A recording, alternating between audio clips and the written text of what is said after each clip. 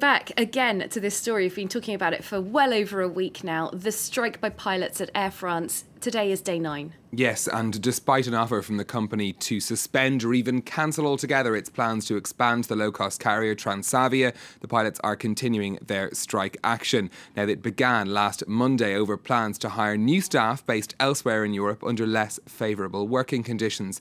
The stoppage is estimated to be costing the airline up to €20 million a day. Catherine Viette has the story. Fed up passengers say enough's enough as the Air France pilot walkout enters its 9th day.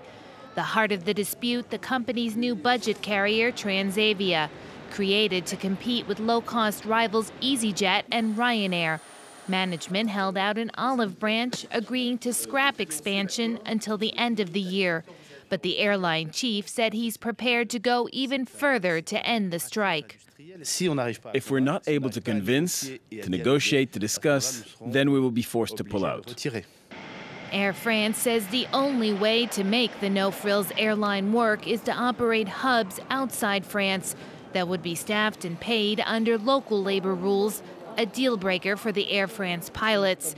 And the latest proposal from the head of Air France did little to weaken the union's resolve. It must be said that the dangers of relocating French jobs are not at all ruled out by this proposition and declaration by Mr. de Juniac.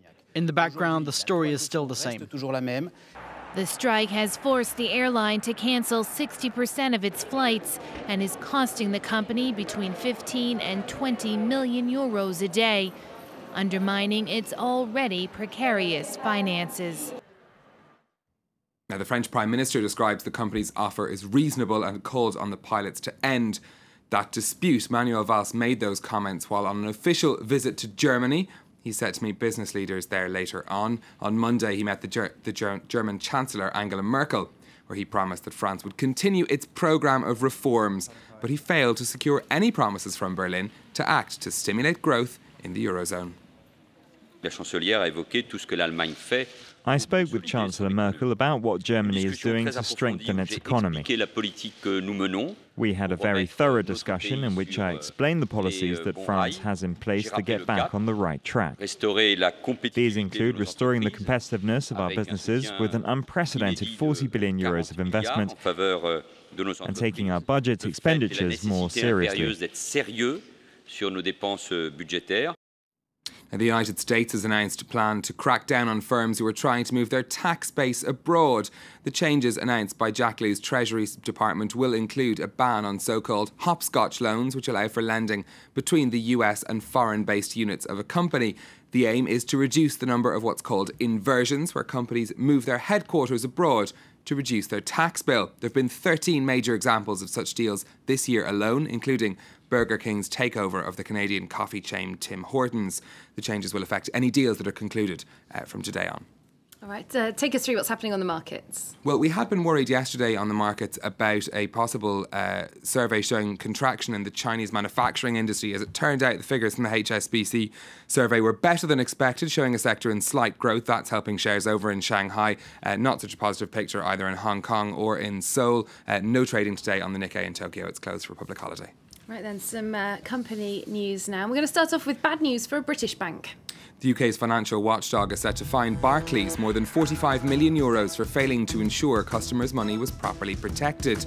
According to reports, the FSA found the lender had broken the rules on keeping clients' money separate from its own assets. It's the second time Barclays has been accused of breaching these rules. America's Securities and Exchange Commission has revealed that it paid a whistleblower $30 million for helping to uncover fraud. The anonymous source is based outside the United States. The SEC says the size of the award should encourage others to come forward with evidence of wrongdoing. And a jury in the United States has found that Jordan's Arab bank knowingly funded Hamas attacks on American citizens in Israel. Family members of those killed and wounded had accused the bank of financing terrorism by holding accounts and transferring funds for Hamas leaders. It's the first time a foreign lender has been found liable of such offences in a civil trial. Arab Bank says it's appealing the decision.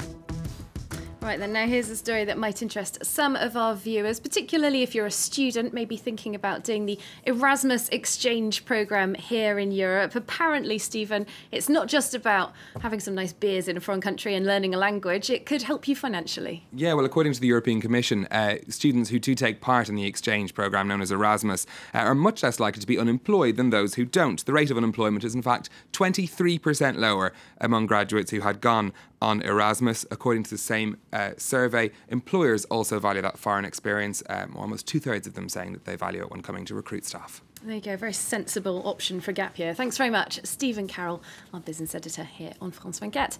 Time now to take a look at what's making headlines on the internet in web news. After staging a nationwide strike back in